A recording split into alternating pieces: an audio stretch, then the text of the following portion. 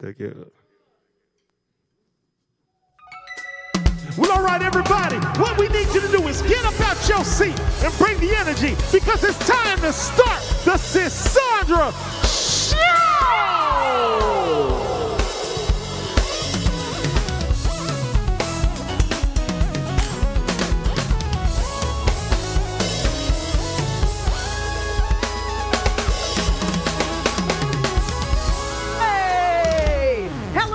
Welcome to the Cassandra Show. It is Friday.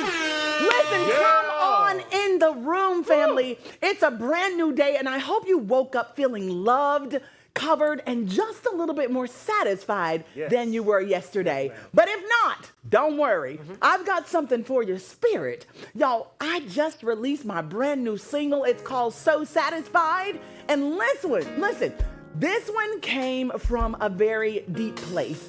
A place of healing, a place of survival, a place of finally learning what it means to be truly seen and loved by God. Now, let me be clear. It's not just a love song, y'all. It's a God song. A song for anybody who has ever felt forgotten. For the one who smiled on the outside, but was silently breaking inside. For the one who gave love, lost love, and thought they'd never feel whole again. Y'all, this song is that reminder that you are not too far gone. You are not too late. You can and you are loved. And not just loved, satisfied. So wherever you are today, in your car, in your kitchen, at your desk, go stream So Satisfied. I recorded it with my band. My music director, Chris, produced the album, and we're just so excited to share it with you. Let it speak to those quiet places in your heart. Let it remind you that God's love is still chasing after you, because trust me, I've lived it. So with that, I need y'all to do what? Get all comfy, grab your bubbly beverage, and let's get this show started!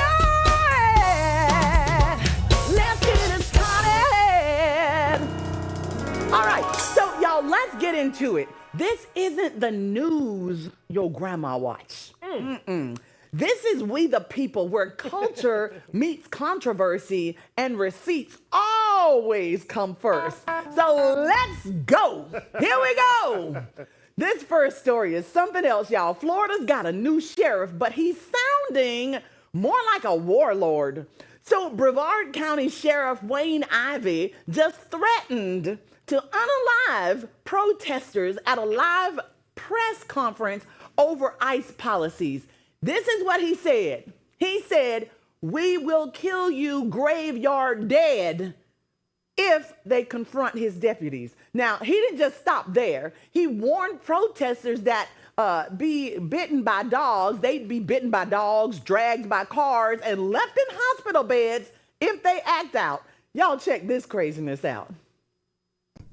If you try to mob rule a car in Brevard County, gathering around it, refusing to let the driver leave, in our county, you're most likely going to get run over and dragged across the street.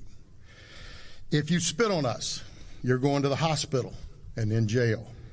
If you hit one of us, you're going to the hospital and jail, and most likely get bitten by one of our big, beautiful dogs that we have here.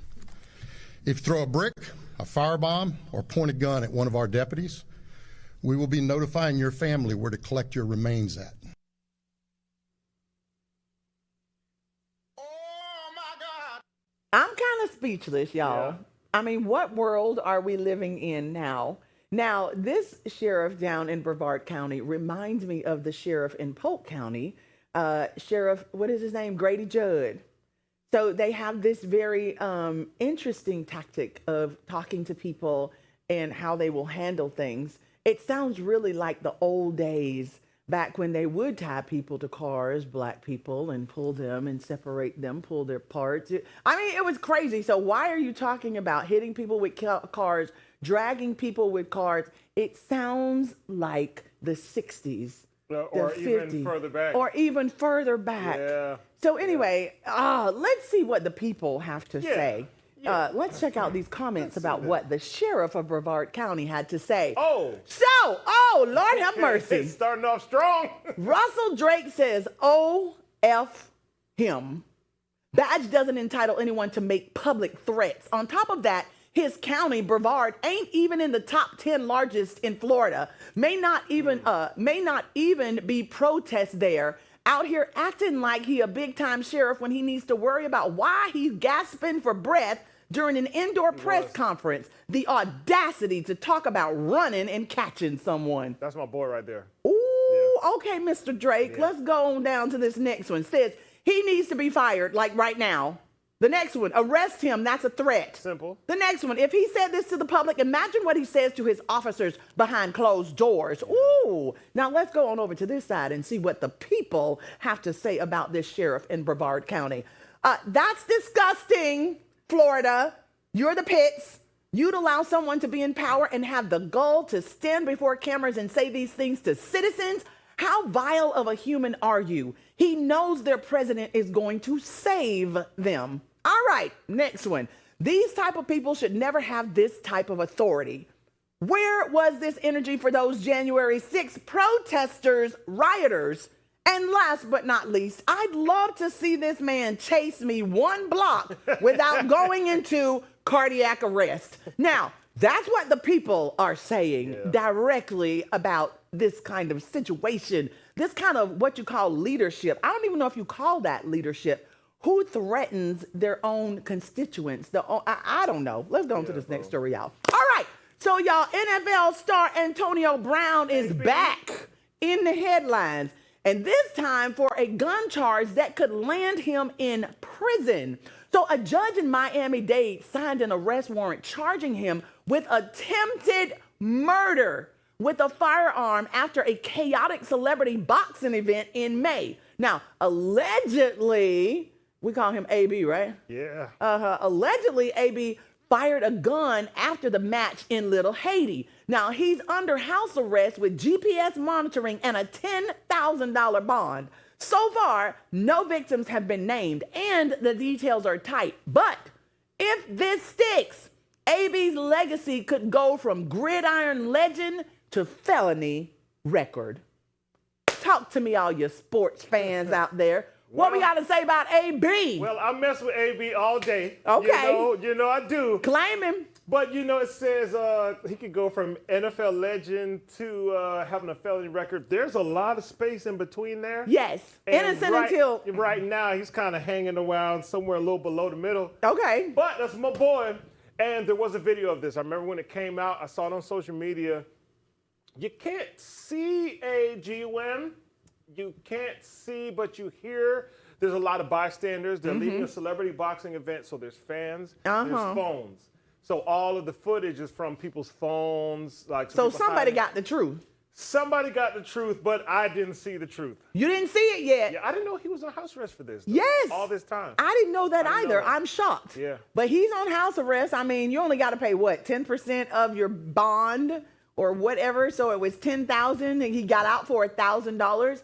If somebody is attempted murder, is that like an amount that you pay? Yeah, it's weird. They might be trying to make an example out of... I think so. I don't think he really unalived anybody because that just doesn't line up right, all right? No. All right, so let's move on to this next story. And let's go to Congress, y'all, because Congresswoman LaMonica McIver just got hit with federal charges after a fiery standoff at a Newark ICE facility. Ooh. And she's facing up to 17 years in prison. How can a congresswoman face up to 17 years in prison? I don't understand. Let's go further. So prosecutors say she physically blocked agents from arresting Mayor Ras Baraka during a tense congressional visit, even hitting them with her arms. This follows the feds quietly dropping Baraka's trespassing charge, but going full force on McIver. She says it's political. Her legal team says she was doing her job. But with judges, cameras, and the country watching, this isn't just about oversight, y'all. It's about power plays. Ooh, this is crazy. She was blocking them with her arms. Whole arms. Her arms. What a description. She's a congresswoman doing her job, and now they're saying she may be facing 17 years. That's very interesting. Let's move on to this next story. It just gets crazier by the second. Y'all, this next story is in Virginia. So Virginia just became the strictest state for teen tech use. Governor Glenn Youngkin signed 2 new laws. Number 1, limits kids under 16 to 1 hour of social media per day. Yes. Number 2, bans phones entirely during the school day. Instagram, TikTok, Snapchat, locked.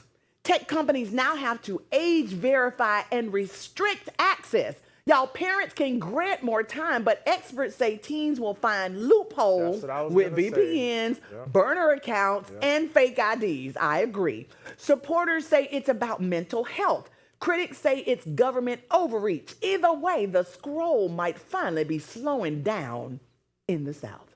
Well, if I may. It will please carry on. If I may, I'm not opposed to some of this. I'm not either. But I am also well aware of my rights. And if I don't want to take care of my mental health, I don't have to. It's true, right? But then they'll probably say you have mental problems for not care about your mental health. You can't make me or my children It's true. take You care of their mental health. cannot. You cannot. So, but they might throw you in jail. I mean, for any reason these Look where we days, live. they putting us in jail. This is craziness. Listen, y'all, we're going to take a short break. We'll be right back. We have 2 amazing guests that are here today, and you don't want to miss it. We're going to be talking about all kind of cool stuff. June 19th. That's right. They have music that they've recorded and will share with us as well. It's an incredible moment to get closer to the history of June 19th. We'll be right back for the culture, would you please? Hey!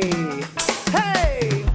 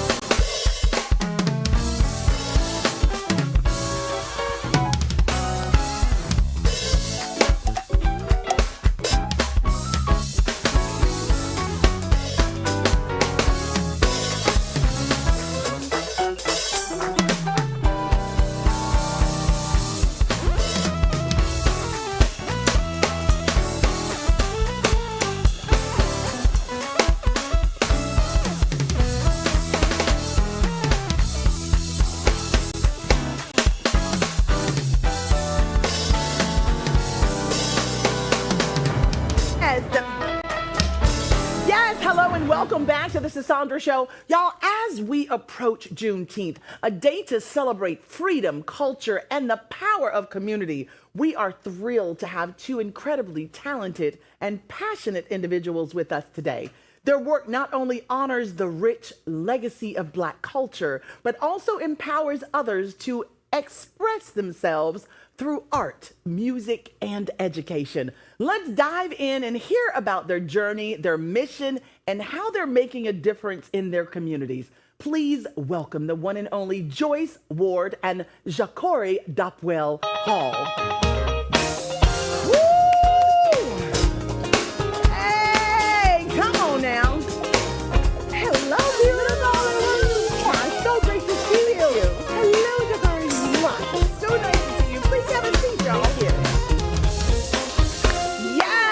I love it. I love the boots. I love the hats. Tell me about all of this. Well, we're so excited to be here Thank today. you for and joining me. Thank you for having us. Indeed. One Welcome. of the most important words we want to use today, right now, is legacy. Legacy. Holding our legacy. Yes. Respecting what our ancestors have left for us. Yes. We have a responsibility, and this is why we feel our music is our story. Yes. We have to understand those things because we are great, not only entertainers, but we're great teachers. And that is what we are wanting to share with you today Well, thank about you Juneteenth. so much for joining us to Thank you. share all this amazing information about Juneteenth. Your work is deeply rooted in culture, whether it's through music, art, or community empowerment. How do you ensure that your art, music, and projects serve not only to uplift, but also to educate and spark conversation? Anyone? I think that is a very important question because as the founder of Juneteenth Music Entertainment, I feel that I have a responsibility as a pioneer. Why? Because there is power in words. Yes. And there's power in things that we do. We understand the power of music, but it's what we're saying in our music. Yes, it and matters. when we release that music. So we have a lot of good music out there that people can listen to, but the most important, how is the music impacting the people? Yes. What are we saying to not only change the mind, but also change the heart? Yes, that's good stuff. I like that answer. Okay. So, Ms. Ward, tell us, you've worked in various creative fields, from hair design to music and fashion. How do these diverse talents come together in your work? And how does each aspect inform the other when it comes to your mission? Yes, you know, I started off as a wig designer for Ah, the theaters fabulous. in Sarasota, the Florida Theater, and things like that. But my passion was always into music. It was something that was just a passion for me. I wanted to, as an artist, because you know God gifts us with our talents. Yes, exactly. And so it is our responsibility to take those gifts and tap in Yes. in the way to say, okay, what is your purpose? Yes. And what is your mission? So my whole mission is to go to the community and say, hey, look, we can make a change with our music, but the most important, we must educate ourselves. Yes. Because we don't do well in the music industry. I want the community to know that the music industry is 90% business, 10% entertainment. And so I find as a creator, as a producer, as a songwriter, to share that information in the way to say, how can we make a change and how can we have more of that entrepreneur spirit to know that when we're sharing our art form, that we could do well in it by understanding royalties and Yes, the copyrights. business side of it. business side of Yes. it. So that's my position at this Yes. point. I mean, I've read several books. This business called music. Music Yeah. is definitely a business. We love it as artists. We love the creativity that it brings, but it is the majority of business more than it is, like you said, art and Yes. entertainment. So, Ja'Cory, welcome to the show. Thank you. You're very welcome. Your Black History Year calendar is such a unique blend of artistry and education. What inspired you to use a calendar to tell these stories? So I am a graduate of the Ringling College of Art and Design, and the Black History Year calendar was my senior thesis while I was a Oh, student there. I wonderful. was one of the only Black students in my graduating class. And I decided that I wasn't going to be like everyone else and create a children's book, but I was going to create a whole calendar because I wanted something that would educate and tell the story of African Americans all throughout the year, and not just African Americans, but for Black people all around the world, because our history, heritage, and culture is worldwide. Yes, it is. And is this your Black History Year calendar right here? It's so amazing. Tell us a little bit about it and how you constructed it. Thank you. And if you turn to the June, because we're in the month of Okay, June, I love it. Let's we go can to start June. right there. What I do with my calendars that's so special is each month has a theme. So in June, it's not just called June, it's called Juneteenth June. Oh, I because love it. It's special. And I do a historical fact for every day of that month. And it's a lot of research that goes into it, because finding art history, especially at a time where they're trying to take that away It's really hard, but I went and I did that work because it is so important. And I'm an educator as well. So having these in the schools where children can come and see the artistry, see that someone that they can learn from is making something like this, is making really a great impact in the community. Oh, that's wonderful. Well, thank you for your contribution. I'm looking here at June 13th, which is today, and the contribution is from Dominique Dawes, makes the U.S. Olympic gymnastics team in does that say 92? Yes, it does. 1992. I love it. There's great nuggets here to learn about how impactful our culture has been on the world, not just this nation. Yes. So, Ms. Ward, you've been instrumental in helping other Black artists find their voices. Can you talk about how mentorship has played a part in your career and how you empower others to step into their purpose? I think that is a very good question, but I think of it more on a spiritual level because God gives us those gifts and talents, right? But I do think, as an African American woman and as a pioneer, I think we have a responsibility to give back to the community. Oh, yes, we do. Not so much looking for anything to come back to us. But it's you just see, our we have duty. we have to be transparent in a way to say, hey, look, I'm here to help you. Now, are you willing to go help the other? So it's like each one teach one. So it takes a lot. I'm very proud to be a mentor because I have helped a lot of people, but at the same time, I want them to be able to pass it along as well. Most definitely. Speaking of helping others, tell us about your nonprofit. The nonprofit organization of Juneteenth is so special. I wanted it to be in a way where I went down to Galveston, Texas, because I wanted to know more about Juneteenth, just not being the founder. But when I came back, it had an impact on me in the way to say, hey, look, you not only have to be a pioneer, but you also have to be an educator. And doing that is, how can I impact someone else's life? So those things are very important to me. So I put the Juneteenth Music Entertainment 501(c) organization together because at the end of the day, we have a lot of talent in our community, but the artists in the community may not be able to afford to take a class.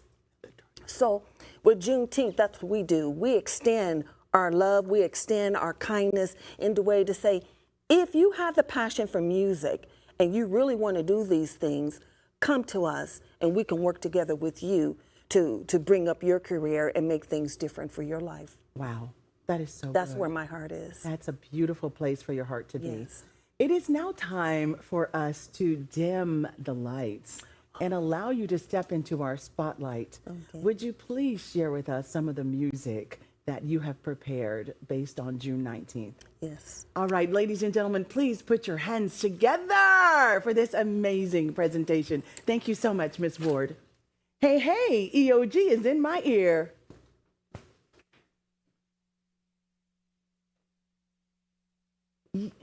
Yes.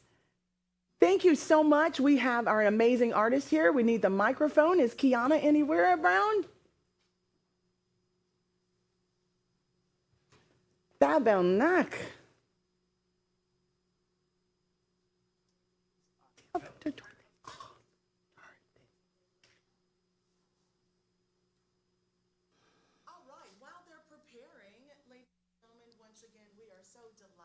Have you here today. Please carry on.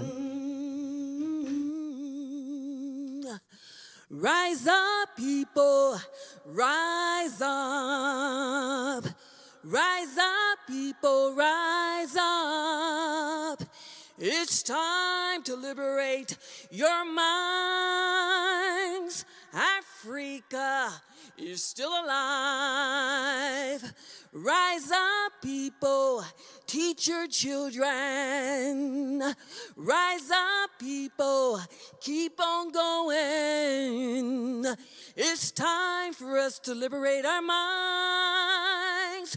Africa is still alive. Africa is still alive.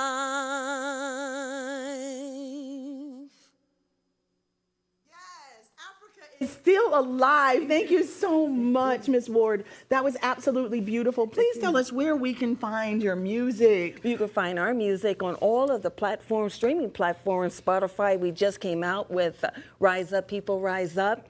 And we have Wake Up America. You can also find us on the JuneteenthMusicEntertainment.org. JuneteenthMusicEntertainment.org. Yes, ma'am. Again, thank you so much for joining us. To all of our viewers, God bless you. Thank you so much for being here. We will be back on Monday. Y'all have a fabulous weekend and happy Father's Day to all the dads out there. Come on over here, Ja'Cory.